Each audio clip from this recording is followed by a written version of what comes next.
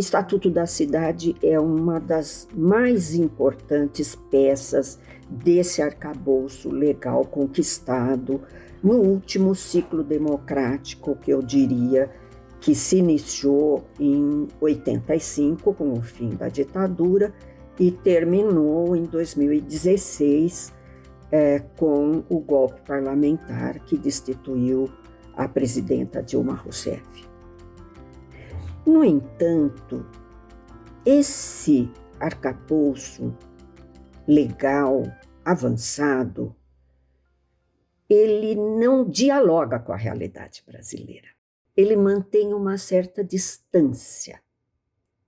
É um discurso distante da praxis. Frequentemente, nem mesmo no judiciário a legislação urbanística é conhecida, não é?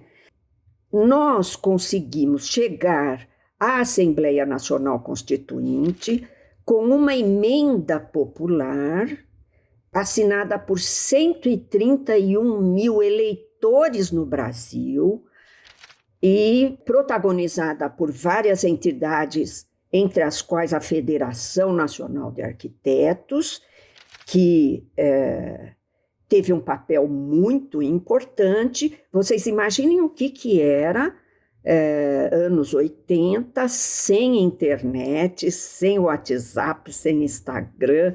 Nós conseguimos fazer um movimento nacional, recolher 131 mil assinaturas de eleitores cadastrados com números, etc. Nós tínhamos 2 incríveis colegas, que foram o Zezé Ribeiro, ex-presidente do IAB da Bahia, e o Clóvis Ingelfritz, que nos representavam no Congresso Nacional como deputados federais e que nos ajudaram muito. Então, a defesa dessa emenda na Assembleia Nacional Constituinte fui eu que fiz, muito honrada pela escolha dos meus pares.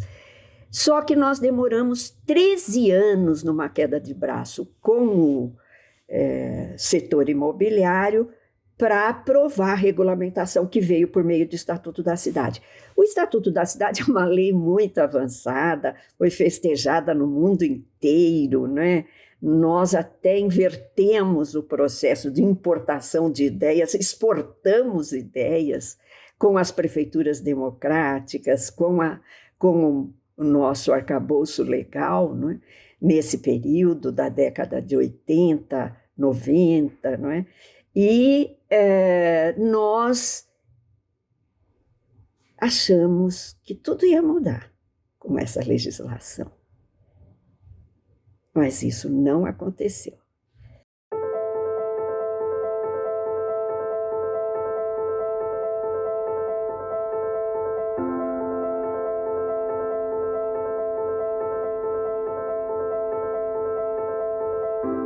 O projeto de lei do Estatuto da Cidade foi apresentado pelo senador Pompeu de Souza, de quem eu era assessor, em 1989, logo após a promulgação da Constituição.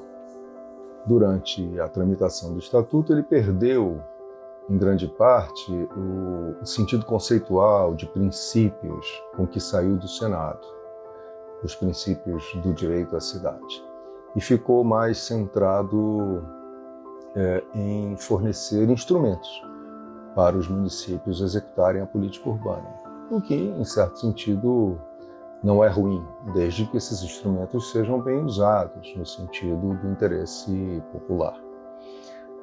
Mas não tem sido, pelo menos em grande parte. A verdade é que, nesses 20 anos, a gente percebe que esses instrumentos têm servido, em uma medida além da conta, ao interesse desse grande capital urbano.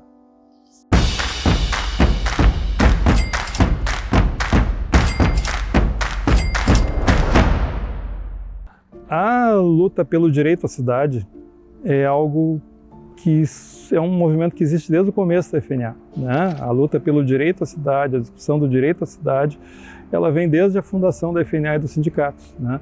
Antes da Constituição de 88, a FNA liderou uma campanha chamada O Grito da Cidade, que foi uma campanha que durou 2 anos e foi uma prévia da discussão do que deveria ser incluído na Constituição de 88. Com a aprovação da Constituição de 88, a FNA se debruçou em ver como traduzir aqueles artigos da Constituição no Estatuto da Cidade. Com a aprovação do Estatuto da Cidade em 2001, a FNA se debruçou na implantação desses instrumentos, avaliou que para que esses instrumentos fossem de efetivo uso dos municípios, a gente precisaria fazer um trabalho de conscientização e capacitação dos municípios. Então, a FNA fez, junto com o Senado Federal, junto com o Conselho de Fiscalização Profissional, várias ações de capacitação dos gestores municipais, mostrando a importância do arquiteto, a importância daqueles técnicos necessários para implantar esses instrumentos. Foi a nossa visão estratégica de como fazer os instrumentos do Estatuto serem implantados pelos municípios.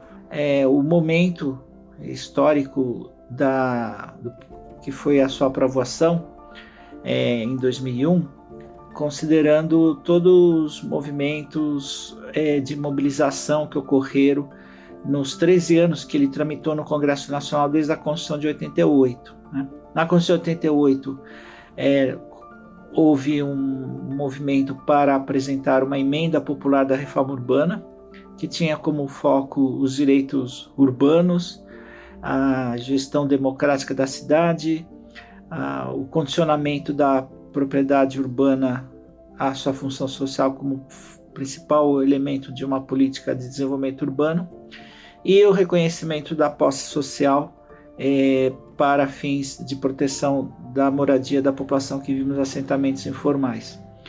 E esse movimento da reforma urbana seguiu todo o processo político de elaboração do Estatuto da Cidade, que levou quase 13 anos para ser aprovado.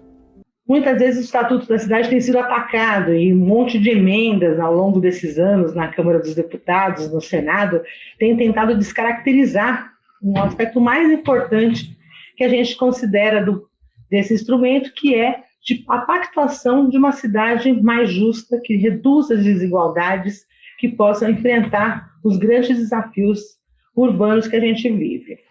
Mas eu queria destacar também a questão da participação popular, porque acaba sendo aonde também a gente tem tido mais força, mais necessidade de fazer lutas para conseguir implementar. O Estatuto da Cidade vai consolidando, que vem numa série de legislações dessa mesma época, a exigência da participação, que a participação não é uma concessão do poder público, mas ela é uma exigência.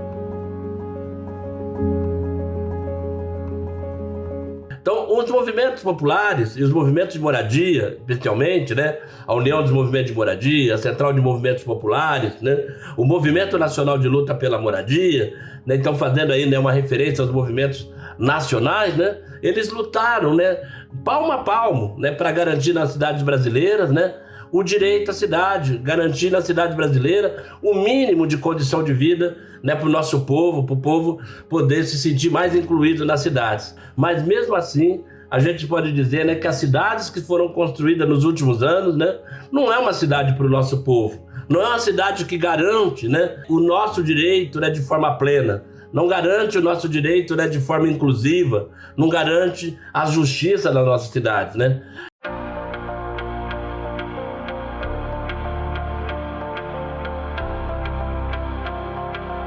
O que é esse direito à cidade? O direito à cidade pode ser entendido como um direito coletivo dos habitantes das cidades a desfrutarem de forma equitativa os bens materiais e simbólicos que traduzem a ideia de cidade. Então, as infraestruturas, os serviços, ele engloba o direito de acesso à terra, à moradia, o direito ao lazer, uma série de direitos urbanos. Esse direito também nos lembra que as populações urbanas têm a legitimidade de se organizarem coletivamente para lutar pela implementação de políticas públicas garantidoras do direito à cidade.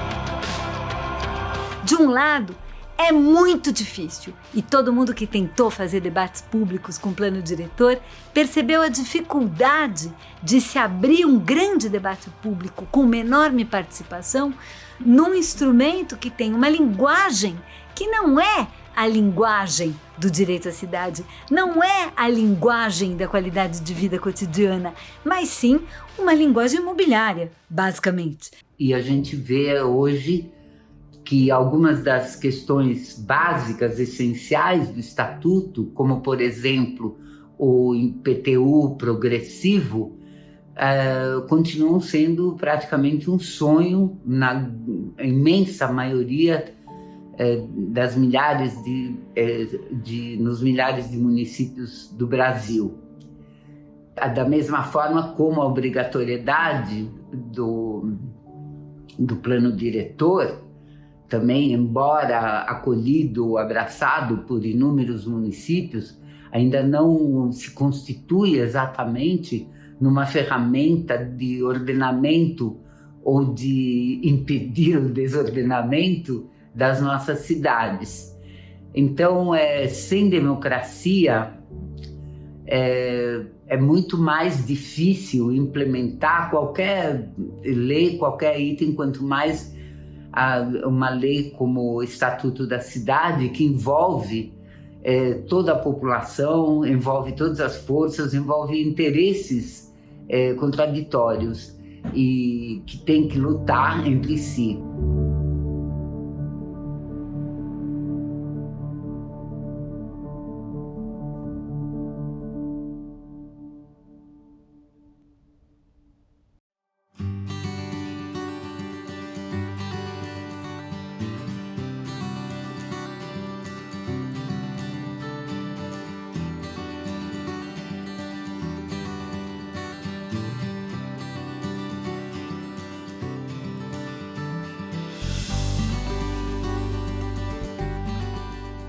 Acho muito importante a gente fazer uma avaliação nesse momento, não no sentido de fazer um julgamento, serviu, não serviu, mas no sentido de entender o processo contraditório de implementação, o quanto os planos diretores e os instrumentos viraram mais uma plataforma de luta e jamais substituem a luta e a resistência da maior parte da população pelo direito à cidade, por se afirmar como cidadão de pleno direito. Uma luta que absolutamente não está concluída, está apenas começando no nosso país. A gente sempre diz que o Estatuto da Cidade, os planos diretores, não pode ser um cardápio, né? Onde cada gestão escolhe o que aplica e o que não aplica a sua conveniência. E que a gente precisa sempre estar lutando, né? E é isso que o movimento popular fez ao longo desses 20 anos, para que a gente conseguisse botar na prática, colocar de fato nas cidades o que a lei prevê. O direito à cidade não deixa de ser uma plataforma de luta, mas a gente não pode esquecer que, por conta do Estatuto da Cidade, ele tem hoje juridicidade.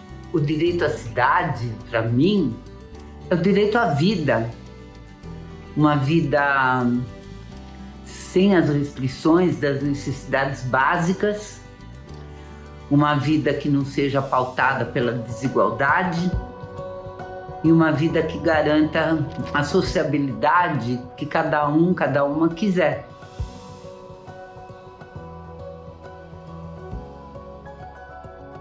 A grande lição da professora Ana Clara Torres Ribeiro, ainda no período em que essa proposta de instrumentos legais estava sendo construída para ser levada à Assembleia Nacional Constituinte, que lembrava que direitos sem instrumentos são direitos inexistentes. Mas instrumentos sem sujeitos sociais são apenas folhas ao vento. Essa reflexão de imensa atualidade nos leva a considerar que, para a implementação desses instrumentos, é preciso recuperar a nossa capacidade de mobilização social e política. Transformar o plano diretor, o plano normativo, em plano de ação, que o plano diretor comprometa o investimento público e implemente a função social da propriedade prevista na nossa Constituição e prevista no Estatuto da Cidade. Mas a lei por si só não garante o direito. É a luta que faz a lei. É a luta que faz a construção, né, de uma cidade mais justa e mais inclusiva. O nosso direito vem quando o povo faz a luta, quando o povo está na rua fazendo a luta pelos seus direitos, né?